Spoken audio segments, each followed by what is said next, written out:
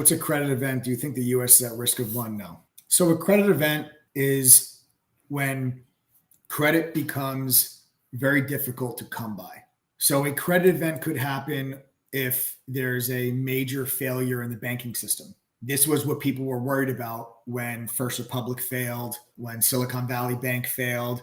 When those banks failed, everybody was worried about a credit crunch. So credit event, credit crunch, whatever you want to call it. And basically what that means is that it's a lot harder for consumers to get credit. It's harder to get a car loan. It's harder to get a mortgage. It's harder to get a business loan.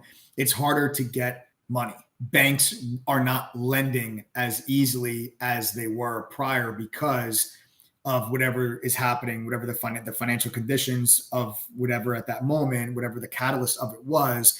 But the catalyst is really irrelevant. It'll cause the banks to really buckle up, batten down the hatches, and it becomes difficult for people to get credit.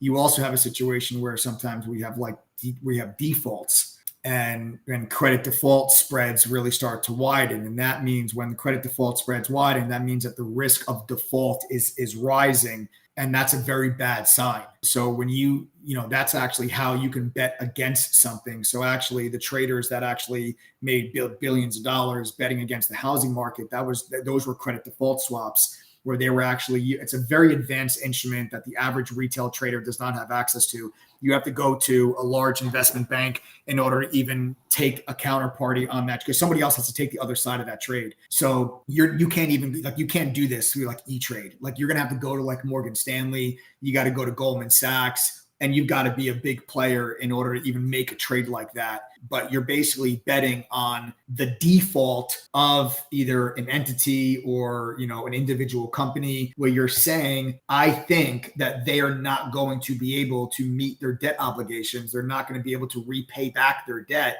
and they're going to default, right? So there's different ways that you can make money from it. Most of it is more advanced and complex derivatives and a market and securities and products that the average retail investor doesn't have access to, just to be completely honest with you guys. But that's a credit event, right? Credit events are usually tied to recessions.